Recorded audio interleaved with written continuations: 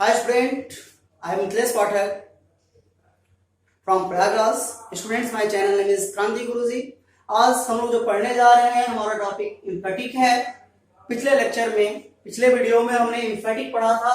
Emphatic में हमने बताया था आपको कि इम्फेटिक किसे कहते हैं, इम्फेटिक का शाब्दिक अर्थ क्या होता है, नॉन इम्फेटिक किसे कहते हैं, इम्फेटिक सेंटेंस किसे कहते हैं और नॉन इम्फेटिक से इम्फेटिक कैसे बनाते हैं, उसका फर्स्ट रूल मैंने आपको बताया था। फिर भी मैं एक बार रिवाइज कर देता हूं और 3 रूल है उसको आज मैं कंप्लीट करता हूं। रूल नंबर फर्स्ट, बच्चों कल मैंने पढ़ाया था आपको कि यदि सेंटेंस सिंपल प्रेजेंट टेंस में हो तो उसका इम्फेटिक बनाते समय हम मेन वर्ब से पहले डू या डज का यूज करते हैं। पिछले लेक्चर में मैंने पढ़ाया कि सेंटेंस यदि नॉन इम्फेटिक हो और उसको इम्फेटिक बनाना हो और सिंपल प्रेजेंट टेंस में हो तो मेन वर्ब से पहले हम डू या डज का प्रयोग करते हैं। जैसे मैंने आपको एग्जांपल दिया था, मैं लिखूं कि रजत, ध्यान दीजिएगा, रजत प्लेस क्रिकेट। यदि मैं ये लिख रहा हूं सेंटेंस तो ध्यान देंगे आप, रजत प्लेस क्रिकेट। मैंने आपको क्या बताया था कि यदि सिंपल प्रेजेंट टेंस होगा तो सिंपल प्रेजेंट टेंस का इम्फेटिक बनाते समय मेन वर्ब से पहले डू या डज का यूज करते हैं। तो ध्यान दीजिए, रजत सिंगुलर है इसलिए हम यूज करेंगे डज, रजत डज। और हमेशा आप याद रखेंगे कि डू डज या डिड कुछ भी दिया हो उसके बाद हमेशा वर्ब की फर्स्ट फॉर्म का यूज होता है। कब होता है? इम्फेटिक बनाते समय। ध्यान देंगे, इम्फेटिक बनाते समय हमेशा हम डू या डज के बाद वर्ब की फर्स्ट फॉर्म का यूज करते हैं या मेन वर्ब की फर्स्ट फॉर्म का प्रयोग करते हैं। तो बनेगा रजत डज प्ले क्रिकेट। तो इसका अर्थ हो गया बच्चों, ध्यान दीजिए कि रजत प्लेस क्रिकेट, रजत क्रिकेट खेलता है। लेकिन कोई आपसे पूछे कि रजत क्रिकेट अवश्य खेलता है तो बन गया Rajat does play cricket, Rajat cricket अवश्य खेलता है। कोई आपसे पूछे, ध्यान दीजिएगा, कोई कहता है कि they play cricket, way cricket खेलते हैं, वे क्रिकेट खेलते हैं। लेकिन कोई आपसे कहे कि वे क्रिकेट अवश्य खेलते हैं, वे क्रिकेट जरूर खेलते हैं, वे क्रिकेट खेलते तो हैं, तो आप क्या बनाओगे? तो स्टूडेंट्स, कोई आपसे दिखाता है कि वह क्रिकेट खेलते तो हैं तो आप याद रखिएगा किस तरह का यदि कोई सेंटेंस बोलता है तो आप सभी यहां बनाएंगे they do play cricket, they do play cricket. इसका अर्थ हो गया कि वे लोग क्रिकेट अवश्य खेलते हैं। Understand? Any problem have you? No. अब इतना मैं आपको पढ़ा चुका था यहां तक। सेकेंड रूल से मैं स्टार्ट करता हूं और आप सभी लोग ध्यान दीजिए, 100% आपको आ जाएगा। आज का जो लेक्चर है वो इम्फेटिक नॉन इम्फेटिक से इम्फेटिक के पूरे रूल आज खत्म हो जाएंगे। देखते हैं, ध्यान दीजिए। रूल नंबर सेकेंड, बच्चों राइट भी करते रहिएगा, साथ में थोड़ा फास्ट लिखिएगा। रूल नंबर सेकेंड, बच्चों वैसे ही जैसे हमने पढ़ा कि सिंपल प्रेजेंट का हमें इम्फेटिक बनाना हो तो हम मेन वर्ब से पहले डू या डज का यूज करते हैं। वैसे ही आप याद रखेंगे कि यदि सिंपल पास्ट टेंस दिया हो, सिंपल पास्ट का मतलब यही है कि पास्ट इंडेफिनिट। सेंटेंस यदि सिंपल पास्ट में दिया है, याद रखेंगे, सेंटेंस यदि पास्ट इंडेफिनिट में दिया है और उसका इम्फेटिक बना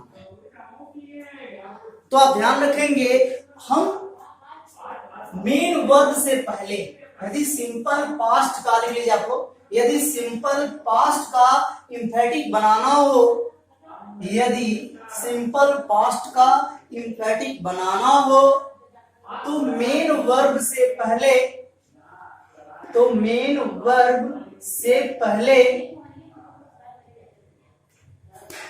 यदि सिंपल पास्ट का इम्फेटिक बनाना हो तो मेन वर्ब से पहले डिड का प्रयोग करते हैं, मेन वर्ब से पहले डिड का प्रयोग करते हैं। ध्यान दीजिएगा, यदि बड़ा लिख दे रहा हूं, ध्यान दीजिए आप लोग, मैंने क्या कहा कि यदि सेंटेंस बनाना हो किसमें? सिंपल पास्ट में, और सिंपल पास्ट का इम्फेटिक बनाना हो। ध्यान दीजिएगा, मेन यही आपको ध्यान देना है कि सेंटेंस यदि सिंपल पास्ट में दिया है और उसका एम्फेटिक बनाना है तो आप सभी याद रखिएगा कि मेन वर्ब से पहले हम डिड का प्रयोग करते हैं। बस इतना ही आपको याद रखना है कि सिंपल पास्ट का एम्फेटिक बनाना है तो हम मेन वर्ब से पहले डिड का यूज करेंगे। ओके स्टूडेंट्स, अब देखते हैं एग्जांपल के द्वारा, ध्यान दीजिए।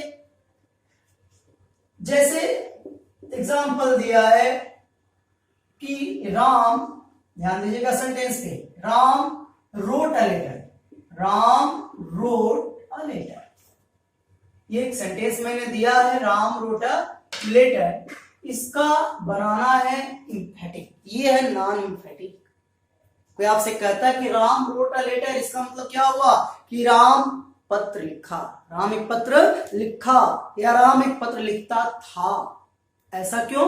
Because here given second form of the verb, और आप जानते हैं कि वर्ब की सेकंड फॉर्म दिया हो तो पास्ट इंडेफिनिट है, तो ये पास्ट इंडेफिनिट है मतलब सिंपल पास्ट है, और सिंपल पास्ट का हम एम्फेटिक बनाने जा रहे हैं। तो इसलिए अभी मैंने बताया कि सिंपल पास्ट का एम्फेटिक बनाएंगे तो हम क्या करेंगे, मेन वर्ब से पहले डिड का यूज करेंगे। बस इतना ही आपको याद रखना, मेन वर्ब से पहले डिड का यूज करेंगे। तो क्या बन जाएगा, राम, मैंने क्या बताया, मेन वर्ब से पहले डिड, तो राम डिड। बच्चों अब आपको ये ध्यान देना है, ये बताना है कि क्या यहां पे हम रोट लिख सकते हैं? बिल्कुल नहीं लिख सकते हैं बच्चों, ध्यान रखिएगा, हम रोट बिल्कुल ही नहीं लिख सकते हैं। व्हाई?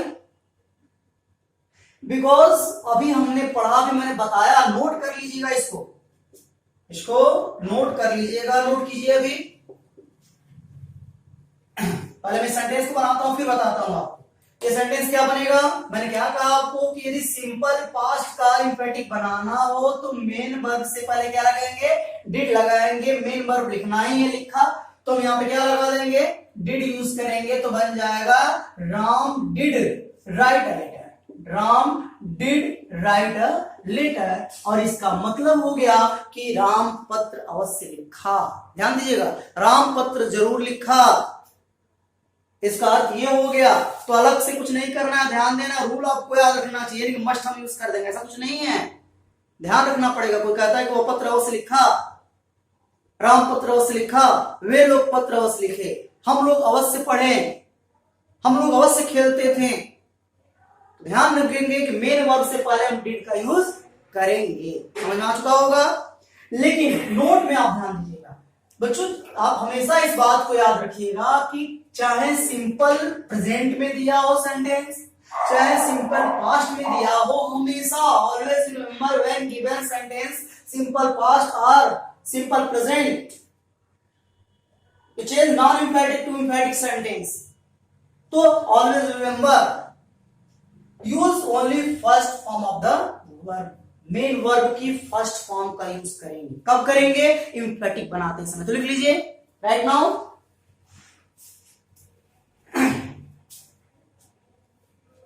सिंपल प्रेजेंट या सिंपल पास्ट का एम्फेटिक बनाते समय, सिंपल प्रेजेंट या सिंपल पास्ट का एम्फेटिक बनाते समय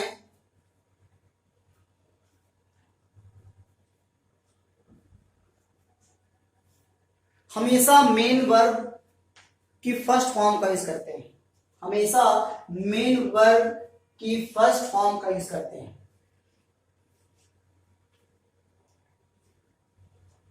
ओके, चलिए अब एक दो सेंटेंस इस पे देख लेते हैं। जैसे लिखा है कि सीता, सीता, अब मैं देखिए सेंटेंस सेम है, मैं थोड़ा बहुत चेंजिंग करता हूं, तो नेम चेंज कर रहा हूं और वर्ब चेंज कर देता हूं। Sita played, Sita played cricket, मान लीजिए हमने लिखा सीता प्लेड क्रिकेट। अब आप देख रहे हैं प्लेड लिखा है, प्लेड में इस बार की सेकंड फॉर्म मतलब पास्ट इंडेफिनिट, और इसका बनाना है एम्फेटिक, तो क्या बनेगा, लिखेंगे हम सीता, फिर क्या होगा डिड। तुरंत आपको दिमाग में याद रखिएगा, एकदम सेट रहे, यदि कभी भी आपको यहाँ पे वर्ब की सेकेंड फॉर्म दिखा तो तुरंत आप ध्यान रखेंगे कि मेन वर्ब से पहले हम डिड लगा देंगे, और यही आपको ध्यान देना है। ओके, आपको यही ध्यान देना है। तो क्या बन जाएगा, सीता डिड प्ले क्रिकेट। और क्या ध्यान देना है आपको, आपको ये भी ध्यान देना है कि हमेशा यहां मेन वर्ब की फर्स्ट फॉर्म का यूज करेंगे।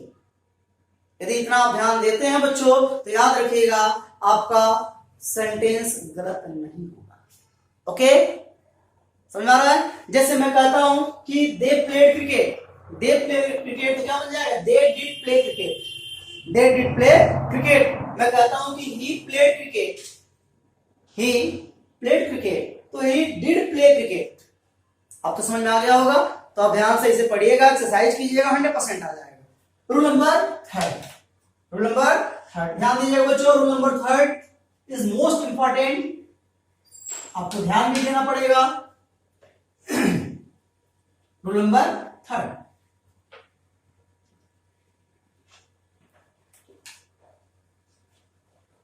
बच्चों ध्यान दीजिएगा इस सेंटेंस में जो हम पढ़ने जा रहे हैं रूल नंबर थर्ड का, उसमें हैज, हैव, हैड आता है।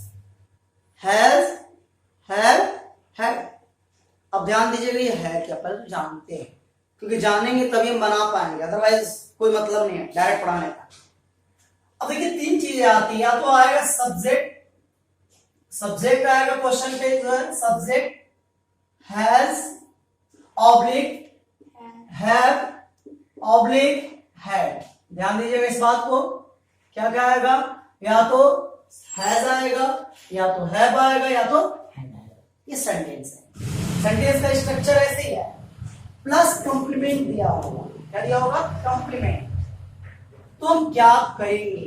क्वेश्चन सबसे बड़ा ये है कि यदि ये चीजें दी होंगी तो हम क्या करेंगे, कैसे इंफेटिक बनाएंगे। इट मींस मैं ये कहना चाहता हूं कि मैं कहूं कि आई हैव अ पेंसिल, मेरे पास एक पेंसिल है और इसका हमें इंफेटिक बनाना हो तो हम क्या करेंगे। कोई आपसे कहता है कि आई हैव अ पेंसिल, लेकिन कोई आपसे पूछ दे कि मेरे पास एक पेंसिल जरूर है, मेरे पास एक पेंसिल अवश्य है, तो आप क्या करोगे? क्वेश्चन तो ये है, क्या है वो पेंसिल तो सबको पता है, लेकिन मेरे पास एक पेंसिल अवश्य है, मेरे पास एक पेंसिल जरूर है, इसका क्या बनेगा? क्वेश्चन ये बनता है। थोड़ा बहुत बेसिक नॉलेज और ले लीजिए। ये तो आप जानते होंगे कि पास्ट के लिए हैज, हैव, हैड का यूज होता है। आपको ये पता होगा कि प्रेजेंट में हम हैज, हैव का यूज करते हैं पास्ट के लिए। जैसे कोई कहता है कि मेरे पास एक मार्कर है, ध्यान दीजिएगा, कोई कहता है कि मेरे पास एक मार्कर है, क्या बोलते हैं? I have a marker. कोई कहता है कि उसके पास एक मार्कर है, तो ही हैज अ मार्कर। लेकिन वही पास्ट में कहा जाए कि मेरे पास एक मार्कर था, तो क्या बनेगा? I had a marker. और याद रखिएगा हैड का यूज दोनों में सेम करेंगे, हैड में कोई चेंजिंग नहीं होता है।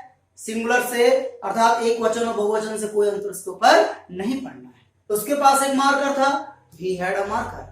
मेरे पास एक मार्कर था, I had a marker. Understand?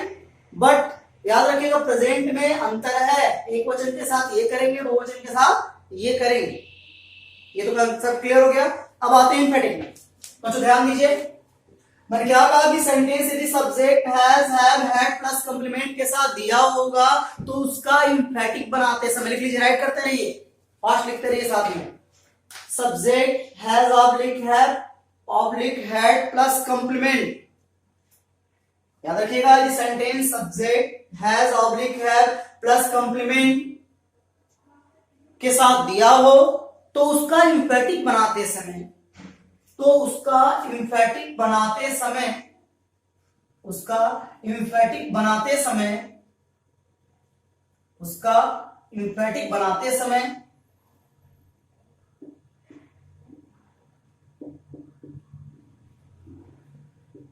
Do, याद रखिएगा subject plus do oblique does oblique did, right करते चलिएगा बच्चों fast, plus have plus complement.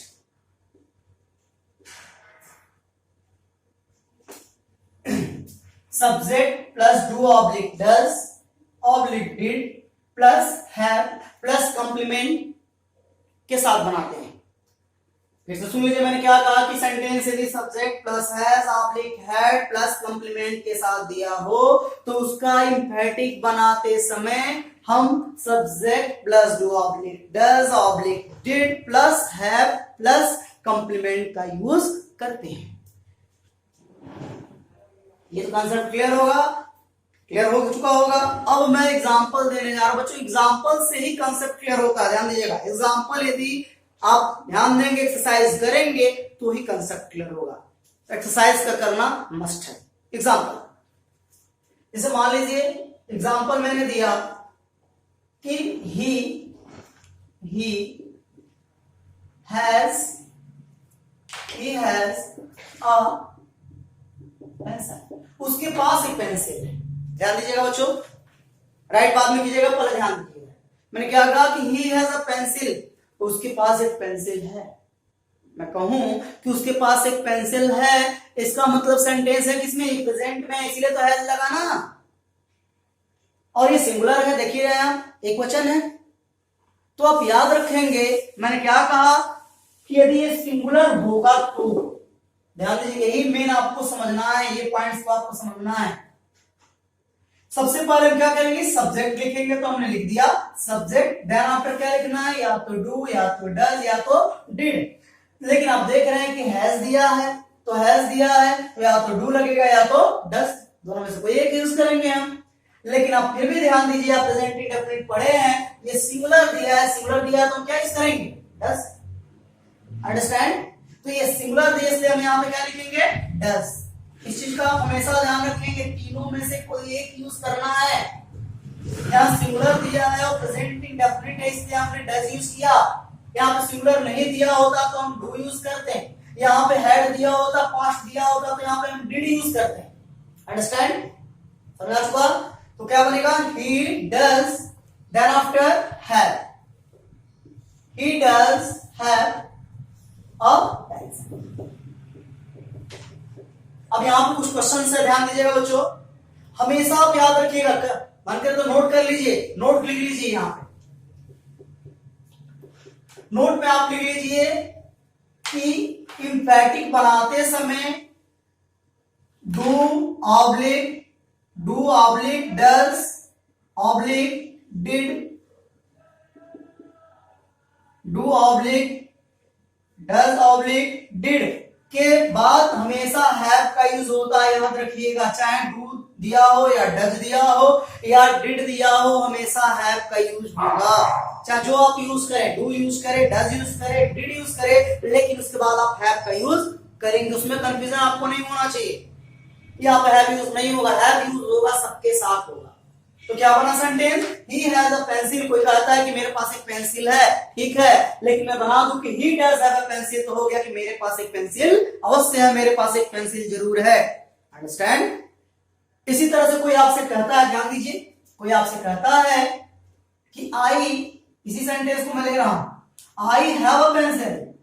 कहता है कि मेरे पास एक पेंसिल है, तो ठीक है, मेरे पास एक पेंसिल है। लेकिन कोई आपसे पूछ दे ट्रांसलेट करने के लिए, या कंप्रिहेंशन में कोई सेंटेंस इस तरह का दिया हुआ हो, तो मेरे पास एक पेंसिल है, मेरे पास एक पेंसिल जरूर है, मेरे पास एक पेंसिल अवश्य है, इसी को तो इंफेटिक कहते हैं। तो इसका इंफेटिक बनाते समय मैंने आपको क्या बताया कि पहले सब्जेक्ट लिख देंगे, देन आफ्टर हम डू डज डिड में से कोई एक लिखेंगे। देख रहे हैं कि ये प्रेजेंट है, प्रेजेंट में है, तो हम क्या करेंगे, डू लगाएंगे या तो डज। लेकिन देख रहे हैं कि यहाँ पे आई दिया है, जिससे क्या लगाएंगे, डू। मतलब सिंगुलर दिया होगा, हिंदी में समझिए कि एक वचन दिया होगा तो डज, बहुवचन दिया होगा तो डू। इतना ही आपको ध्यान देना है। तो क्या बन गया, आई डू। इसके बाद मैंने क्या लिखवाया था, हैव बना लिखना है। I do have a pencil. Understand. तो इसका अर्थ हो गया कि मेरे पास एक पेंसिल अवश्य है, मेरे पास एक पेंसिल जरूर है। तीसरा एग्जांपल हैड पे भी दे देते हैं। जैसे लिखा है कि रवि हैड अ पेंसिल। अब ध्यान दीजिए, रवि के पास एक पेंसिल, अब रवि के पास एक पेंसिल था, है नहीं, था, बिकॉज हियर गिवन हैड, और हैड दिया है तो आप समझ सकते हैं कि पास्ट में है। अब पास्ट के लिए तो आप जानते हैं ऑलरेडी कि क्या यूज करेंगे, डिड यूज करेंगे। तो आप देखते ही सेंटेंस को बना ले जाएंगे कि Ravi did have a pencil. अब जिसको नहीं पता होगा वो क्या करेगा, वो सोचेगा कि यहाँ पे हैव का यूज नहीं होगा क्योंकि हैड है। ऐसा कुछ नहीं है, हम इंपैटिक बना रहे हैं, और इंपैटिक बना रहे हैं तो चाहे प्रेजेंट हो, चाहे पास्ट हो, चाहे हैज दिया हो, चाहे हैव दिया हो, चाहे हैड दिया हो, हमेशा किसका यूज करेंगे, उसके साथ हैव का यूज करेंगे। तो क्या सेंटेंस बना, Ravi did have a pencil, तो इसका अर्थ हो गया कि रवि के पास एक पेंसिल अवश्य था। तो मैं उम्मीद करता हूं कि रूल नंबर 3 आपको क्लियर समझ में आ चुका होगा। क्यों स्टूडेंट्स, आया कि नहीं? Yes sir. Yes sir. अब आगे हम बढ़ाते हैं रूल नंबर 4 एंड लास्ट, साथ में राइट करते चलिएगा फर्स्ट। रूल नंबर 4,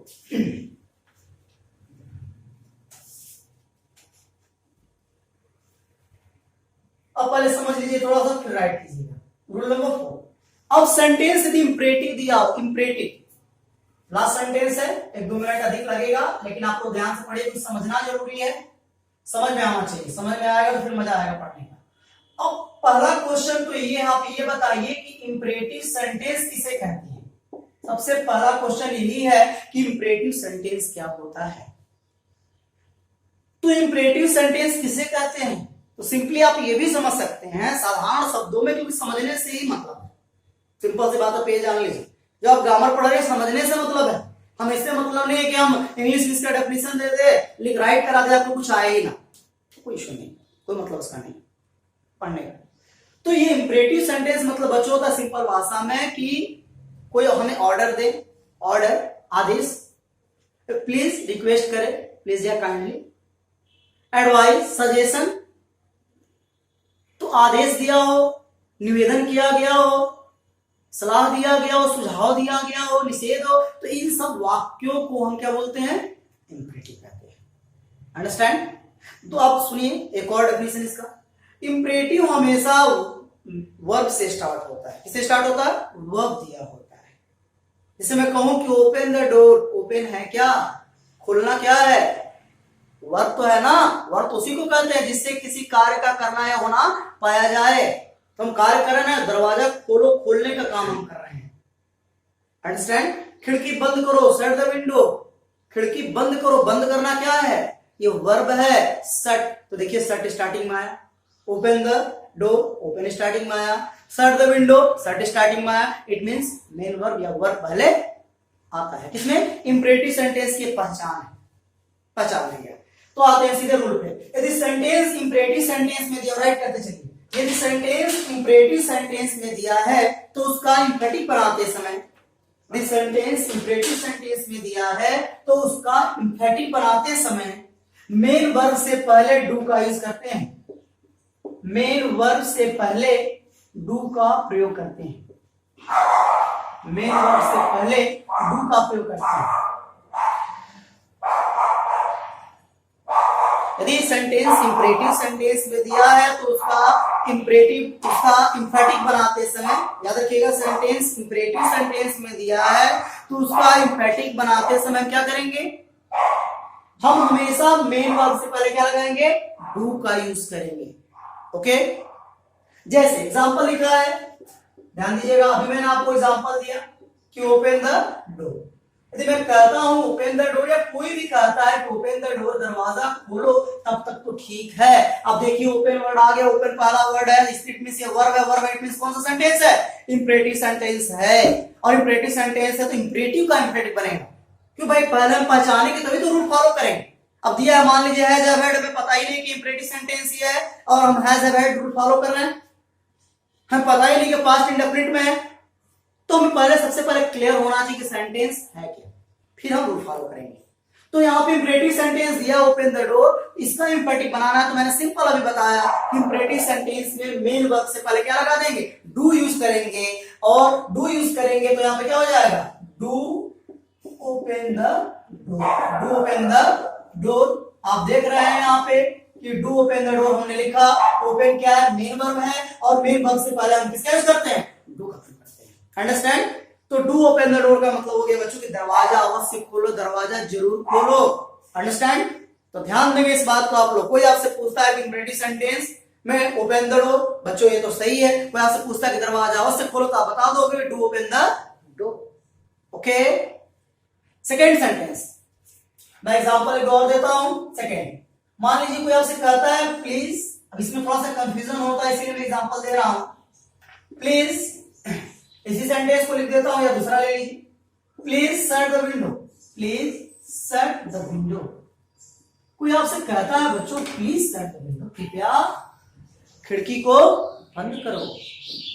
तो कृपया खिड़की को बंद करो कहता है तो देखो बच्चे क्या करते हैं, बच्चे बनाते समय लिखते हैं do please shut the window. बच्चे गलती कर जाते हैं, do please shut the window, but this sentence is wrong because मैंने क्या बताया कि यदि इंपरेटिव का एम्फेटिक बनाना है तो मेन वर्ब से पहले डू होगा, और प्लीज मेन वर्ब नहीं है, वर्ब क्या है, शट है। तो शट से पहले हम क्या करेंगे, डू का यूज करेंगे। तो सेंटेंस क्या बन जाएगा, please do shut the window. Understand. तो स्टूडेंट्स आप हमेशा इस बात को याद रखेंगे, कोई भी चीज हार्ड नहीं होता, बशर्ते पढ़ने की बात है, आप ध्यान से पढ़ेंगे तो everything is easy in this world. Understand. जैसे मैं सेंटेंस पूछूं आपसे, फटाफट आप आंसर दीजिए। आप बताएंगे, मैं पूछूं कि please open the door, please open the door, please do open the door. Understand. Clear हो चुका। तो बच्चों इतना ध्यान से पढ़ाया जा रहा है, तो जो बच्चे वीडियो देख रहे हैं जिनको इससे लाभ होगा वो सभी बच्चे इस चैनल को, क्रांति गुरुजी चैनल को सब्सक्राइब करें, लाइक करें, कमेंट करें, शेयर करें, जिससे कि मेरा उत्साह बढ़े और मैं आपको बेहतर से बेहतर परफॉर्मेंस दे सकूं और अधिक से अधिक आपको अच्छा बना सकूं। अब एक और सेंटेंस देखिए, थर्ड नंबर। कोई आपसे कहता है गो आउट, गो आउट। आप देख रहे हैं गो है, गो हेड मींस ये वर्ब आ गया तो इंपरेटिव है, और इंपरेटिव है तो इंपरेटिव का इंफेटिक बनाते समय हम क्या करेंगे, अभी मैंने बताया ना, क्या करेंगे, डू का प्रयोग करेंगे। तो हम लिख देंगे डू गो आउट, ये बन गया इंफेटिक। अंडरस्टैंड। मान लीजिए डॉक्टर आपसे कहता है टेक मेडिसिन रेगुलरली, डॉक्टर आपसे कहता है टेक मेडिसिन रेगुलरली, तो आप बोलेंगे do take medicine regularly. Understand. तो दैट्स भाई इंपरेटिव, इंपरेटिव का हम इंफेटिक बनाए। तो आज का वीडियो में जो मैंने पढ़ाया 4 रूल थे, 4 रूल।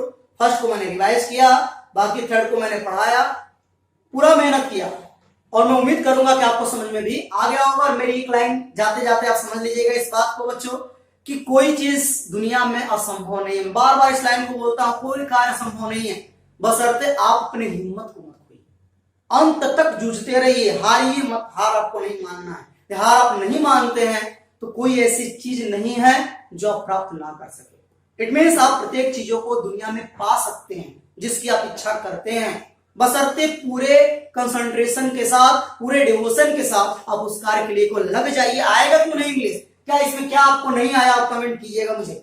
ऐसा कुछ है ही नहीं कि जो आपको ना आए, बशर्ते थोड़ा बहुत आपको इंग्लिश का नॉलेज हो, बेसिक ज्ञान हो, तो श्योर आएगा, सर्टेन आएगा। तो बच्चों मैं चलता हूं, फिर मिलता हूं नेक्स्ट लेक्चर में आप सभी किसी खिलाते हुए, मुस्कुराते हुए, स्माइल करते हुए चेहरे के साथ, नेक्स्ट टॉपिक के साथ। तब तक के लिए बहुत बहुत धन्यवाद। जय हिंद, जय भारत।